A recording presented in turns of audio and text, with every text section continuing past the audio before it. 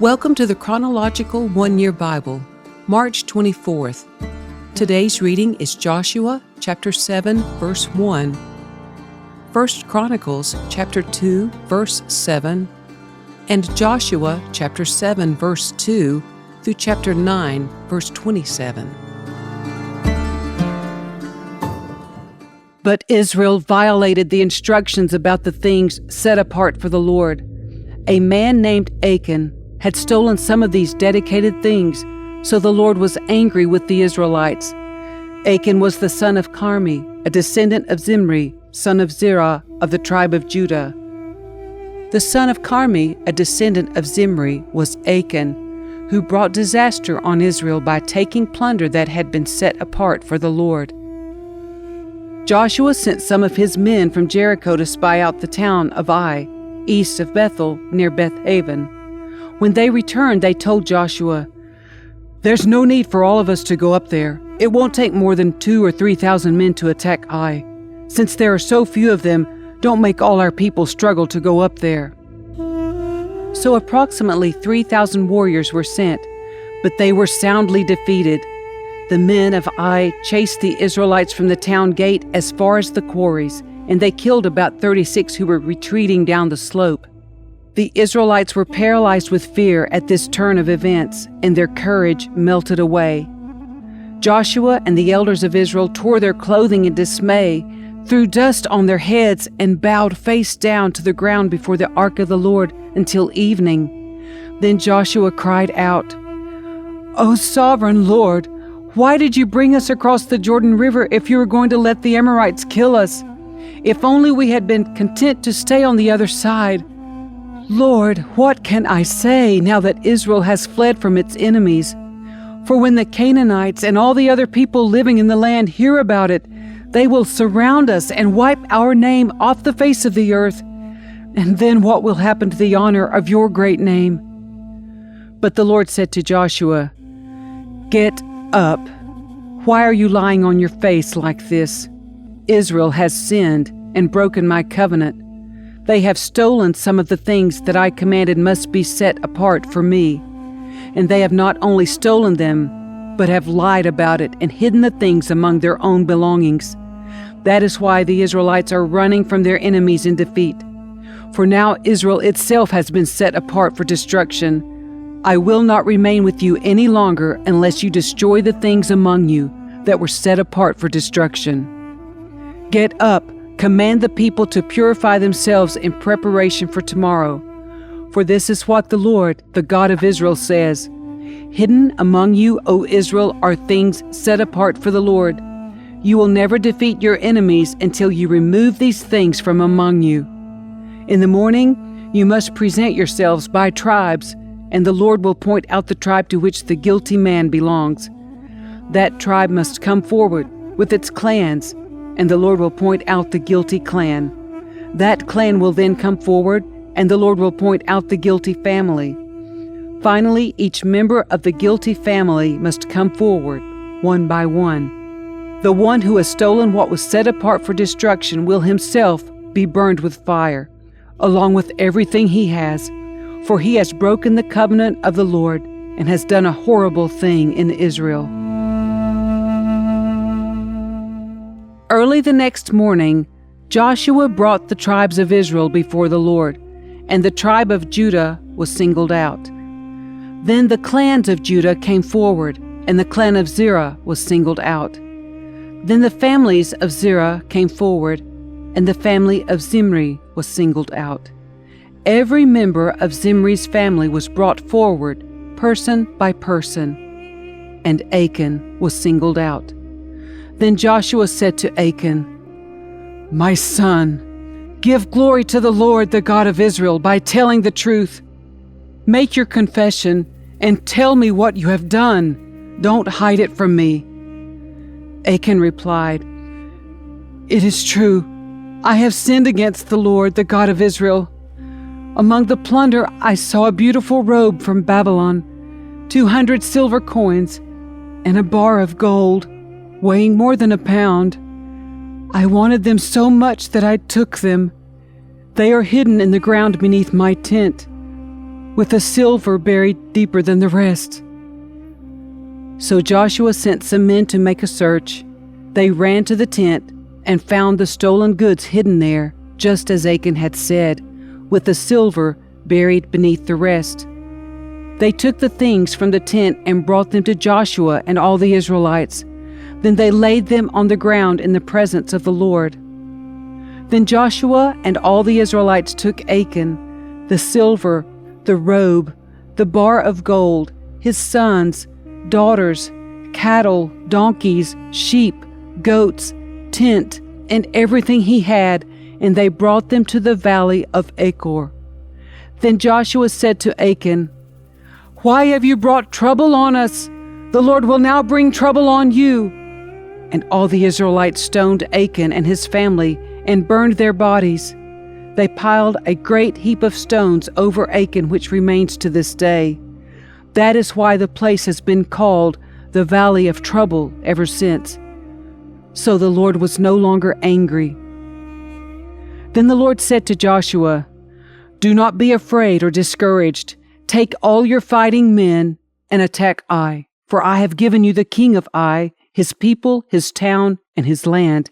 You will destroy them as you destroyed Jericho and its king. But this time you may keep the plunder and the livestock for yourselves. Set an ambush behind the town." So Joshua and all the fighting men set out to attack Ai. Joshua chose 30,000 of his best warriors and sent them out at night with these orders: "Hide in ambush close behind the town and be ready for action. When our main army attacks, the men of Ai will come out to fight as they did before, and we will run away from them. We will let them chase us until we have drawn them away from the town, for they will say, 'The Israelites are running away from us as they did before.' Then while we are running from them, you will jump up from your ambush and take possession of the town, for the Lord your God will give it to you. Set the town on fire, as the Lord has commanded. You have your orders." So they left and went to the place of ambush between Bethel and the west side of Ai. But Joshua remained among the people in the camp that night. Early the next morning, Joshua roused his men and started toward Ai, accompanied by the elders of Israel. All the fighting men who were with Joshua marched in front of the town and camped on the north side of Ai, with a valley between them and the town. That night, Joshua sent about 5,000 men to lie in ambush between Bethel and Ai, on the west side of the town. So they stationed the main army north of the town and the ambush west of the town. Joshua himself spent that night in the valley. When the king of Ai saw the Israelites across the valley, he and all his army hurried out early in the morning and attacked the Israelites at a place overlooking the Jordan Valley. But he didn't realize there was an ambush behind the town. Joshua and the Israelite army fled toward the wilderness as though they were badly beaten. Then all the men in the town were called out to chase after them. In this way, they were lured away from the town. There was not a man left in Ai or Bethel who did not chase after the Israelites, and the town was left wide open. Then the Lord said to Joshua, "Point the spear in your hand toward Ai, for I will hand the town over to you." Joshua did as he was commanded. As soon as Joshua gave the signal, all the men in ambush jumped up from their position and poured into the town. They quickly captured it and set it on fire. When the men of Ai looked behind them, smoke from the town was filling the sky, and they had nowhere to go. For the Israelites who had fled in the direction of the wilderness now turned on their pursuers. When Joshua and all the other Israelites saw that the ambush had succeeded and that smoke was rising from the town, they turned and attacked the men of Ai. Meanwhile, the Israelites who were inside the town came out and attacked the enemy from the rear. So the men of Ai were caught in the middle, with Israelite fighters on both sides. Israel attacked them, and not a single person survived or escaped. Only the king of Ai was taken alive and brought to Joshua. When the Israelite army finished chasing and killing all the men of Ai in the open fields, They went back and finished off everyone inside. So the entire population of Ai, including men and women, was wiped out that day, 12,000 in all. For Joshua kept holding out his spear until everyone who had lived in Ai was completely destroyed. Only the livestock and the treasures of the town were not destroyed, for the Israelites kept these as plunder for themselves, as the Lord had commanded Joshua. So Joshua burned the town of Ai, and it became a permanent mound of ruins, desolate to this very day. Joshua impaled the king of Ai on a sharpened pole and left him there until evening. At sunset, the Israelites took down the body, as Joshua commanded, and threw it in front of the town gate. They piled a great heap of stones over him that can still be seen today. Then Joshua built an altar to the Lord, the God of Israel, on Mount Ebal. He followed the commands that Moses, the Lord's servant, had written in the book of instruction. Make me an altar from stones that are uncut and have not been shaped with iron tools. Then on the altar they presented burnt offerings and peace offerings to the Lord. And as the Israelites watched, Joshua copied onto the stones of the altar the instructions Moses had given them. Then all the Israelites, foreigners and native-born alike, along with the elders, officers, and judges, were divided into two groups. One group stood in front of Mount Gerizim, the other in front of Mount Ebal. Each group faced the other, and between them stood the Levitical priests carrying the Ark of the Lord's covenant. This was all done according to the commands that Moses, the servant of the Lord, had previously given for blessing the people of Israel. Joshua then read to them all the blessings and curses Moses had written in the book of instruction. Every word of every command that Moses had ever given was read to the entire assembly of Israel, including the women and children and the foreigners who lived among them. Now all the kings west of the Jordan River heard about what had happened. These were the kings of the Hittites, Amorites, Canaanites, Perizzites, Hivites, and Jebusites, who lived in the hill country, in the western foothills, and along the coast of the Mediterranean Sea, as far north as the Lebanon mountains. These kings combined their armies to fight as one against Joshua and the Israelites.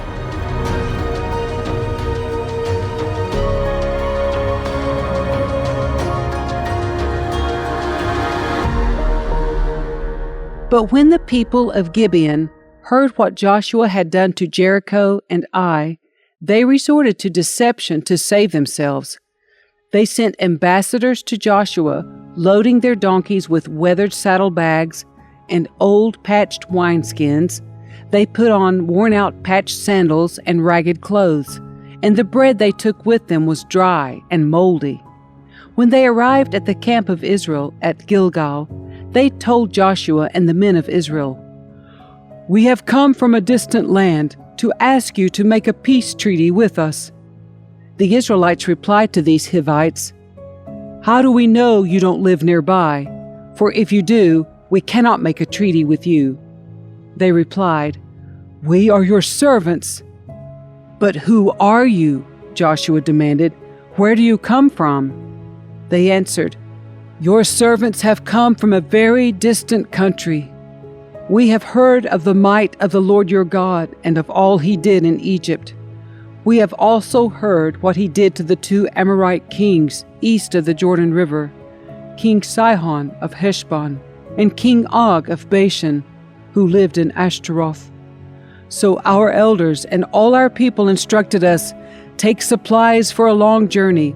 Go meet with the people of Israel and tell them, we are your servants. Please make a treaty with us.' This bread was hot from the ovens when we left our homes, but now, as you can see, it is dry and moldy. These wineskins were new when we filled them, but now they are old and split open. And our clothing and sandals are worn out from our very long journey." So the Israelites examined their food, but they did not consult the Lord. Then Joshua made a peace treaty with them and guaranteed their safety, and the leaders of the community ratified their agreement with a binding oath. 3 days after making the treaty, they learned that these people actually lived nearby. The Israelites set out at once to investigate and reached their towns in 3 days. The names of these towns were Gibeon, Kephirah, Beeroth, and Kiriath-jearim. But the Israelites did not attack the towns, for the Israelite leaders had made a vow to them in the name of the Lord, the God of Israel. The people of Israel grumbled against their leaders because of the treaty, but the leaders replied, "Since we have sworn an oath in the presence of the Lord, the God of Israel, we cannot touch them. This is what we must do. We must let them live, for divine anger would come upon us if we broke our oath. Let them live." So they made them woodcutters and water carriers for the entire community, as the Israelite leaders directed. Joshua called together the Gibeonites and said, "Why did you lie to us? Why did you say that you live in a distant land when you live right here among us? May you be cursed. From now on you will always be servants who cut wood and carry water for the house of my God." They replied, "We did it because we, your servants, were clearly told that the Lord your God commanded his servant Moses to give you this entire land and to destroy all the people living in it. So we feared greatly for our lives because of you. That is why we have done this. Now we are at your mercy. Do to us whatever you think is right." So Joshua did not allow the people of Israel to kill them. But that day he made the Gibeonites the woodcutters and water carriers for the community of Israel and for the altar of the Lord, wherever the Lord would choose to build it. And that is what they do to this day.